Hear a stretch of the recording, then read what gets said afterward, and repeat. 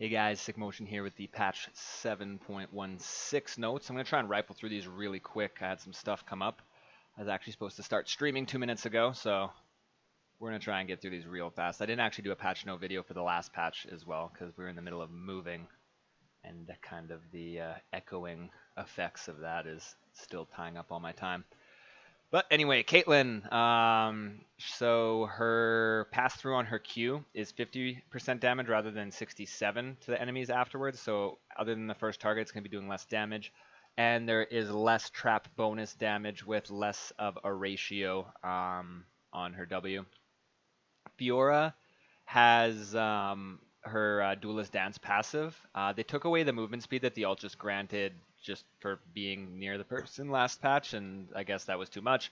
Now the Duelist Dance, starting at the second, it's still the same at early levels, but it'll be gaining 5% more movement speed per upgrade of it. I say upgrade. I'm pretty sure it goes with the level of her ult, so level 0, 1, 2, 3. But that'll give her 15% movement speed. So she won't get that bonus movement speed just for standing there and doing nothing. But if she does hit the vital, she'll get a lot more movement speed than now. They changed the passive on Kayn. I know a lot of people were doing it, taking like Deathfire, and when they laned with him because it allowed him to stack his passive to transform a little earlier and hopefully snowball off of that. And then just some bug fixes. Apparently, if you didn't do a damage to the person, like you went into a shield, you didn't get to be able to use your R on them, which was pretty bad, I guess. Sapling toss, basically the max health damage is no longer the same at all ranks. It scales up, which makes sense. I'm actually surprised it was the same at all ranks before.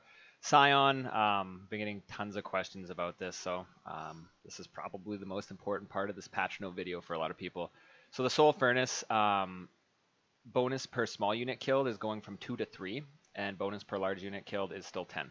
So 2 to 3, you're getting 50% more health per one there, but that's only 1 extra health per minion that you kill. Say you have 150 CS, some of that's going to be tank minions, other stuff that's not going to be affected by that. So probably around like 160, 165-ish is where you would see about an extra ruby crystal worth of farm, depending on what level you leveled your W up at, which I usually level it up at 3. So maybe about 10 to 20 CS, so that doesn't count either. But anyway, depending on how long the game goes, I guess, if you're sitting at like 2 to 300 farm, then you might be getting like maybe like 200, 250, even maybe 300 health in a really long game extra. So that's pretty big. It's basically like having free scaling health runes. If you look at it, every 150 health extra that you get out of this, so every 150 CS is a free ruby crystal, which is a free 400 gold. So in the longer games, you'll start seeing it a little bit more. It'll also, like that health early, once you get to a certain point of health, it's not as like meaningful, it feels. But getting that extra health early for free will let you build things that aren't as focused on health as much. So that'll be nice too. The big change here is his ultimate damage. The minimum damage is unchanged, so like they're really short, like insta-hit ults where you just cast it on top of them. That damage isn't going to be changed, but for the damage when you actually have ramped it up and you come in fast, you're getting an extra 100 damage per level. I kind of said that confusingly. Basically, you get 100 damage here, adds 100 here plus the first 100, adds 100 here plus the first 100. So it's at ranks 1, 2, and 3, you're getting 100, 200, and 300 extra damage. So at level 16 with your ult, that's 1200 damage on your ult base. That's pretty big. You do have to hit a long-range ult, which is always more risky. You're much more likely to hit an ult that's really close range when you've CC'd them with your Q or something. But if you do end up getting that ult off, and I do take lethality on Scion still. I take lethality Quints and Reds, and a lot of the times I'm running Thunderlord, so there's 6 lethality there. So you have 30 armor pen. So 30 armor pen on a 1200 damage ability is actually pretty insane. I think the armor pen is going to shine even more. I mean, on targets that have high armor, it's not going to matter that much, but on the lower health or the lower armor squishy targets, it will. You can't cancel the empowered auto attack from Vi after it begins winding up. I'm wondering if you flash into vision if it will cancel or if it's just 100% going to hit all the time.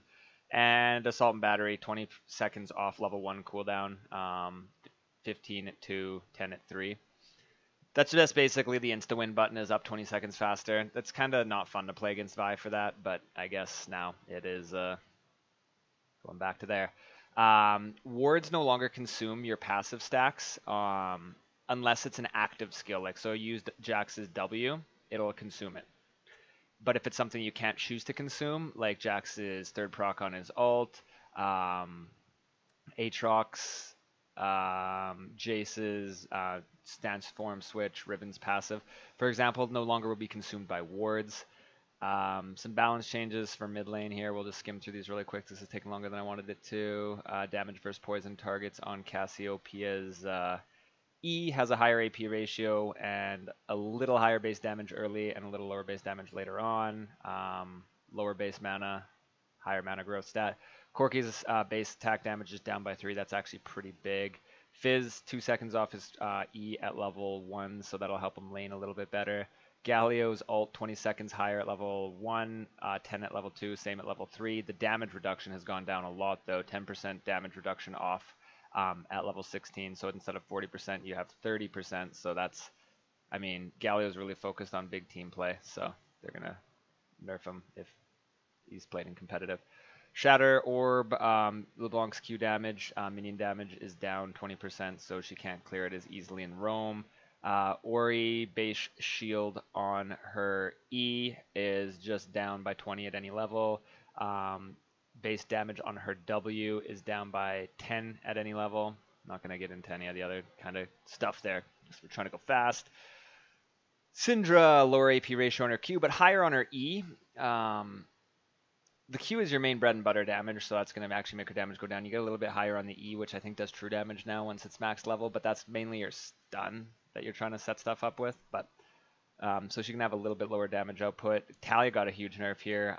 The mana cost on her Q goes up by 10 at level 1, and then 5 at every level up after that, plus that 10. So at level 5 of her Q, it's 100 mana from 70. That's going to...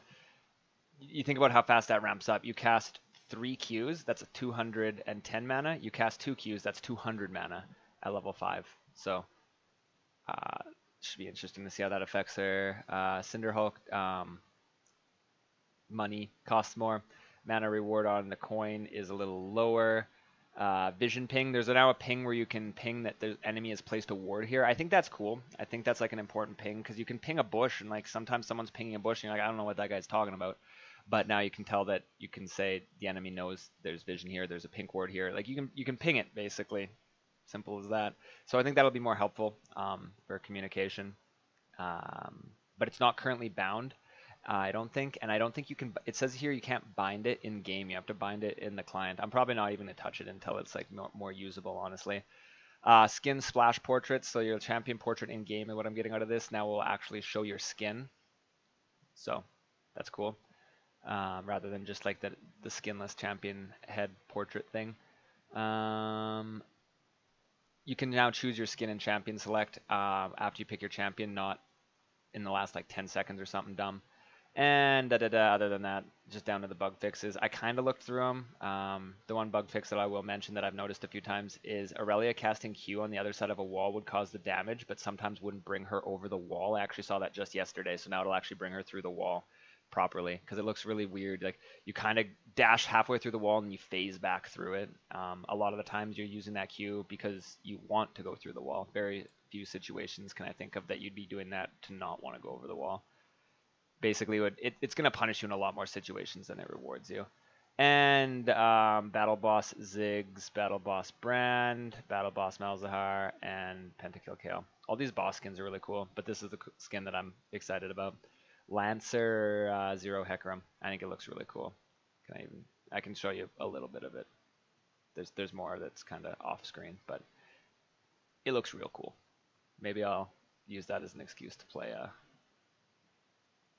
Hecarim top lane and then lose a game because of it. Anyway, wow, we managed to do that in 9 minutes. Still felt like it was taking longer than I wanted it to. Anyway, guys, thank you for watching. I'm going to go start my stream up here. Found the video helpful. Haven't had much time for YouTube in the past, and lately it's been even less time with moving and a bunch of other stuff going on. So I'll still try and do these patch note videos. I've been trying to put a couple like full game playthrough videos up, but with the playlist I'm listening to, Spotify, a lot of it is copyright music. So the last two I put up, that 26 kilo Olaf game, a lot of people wanted to see up there.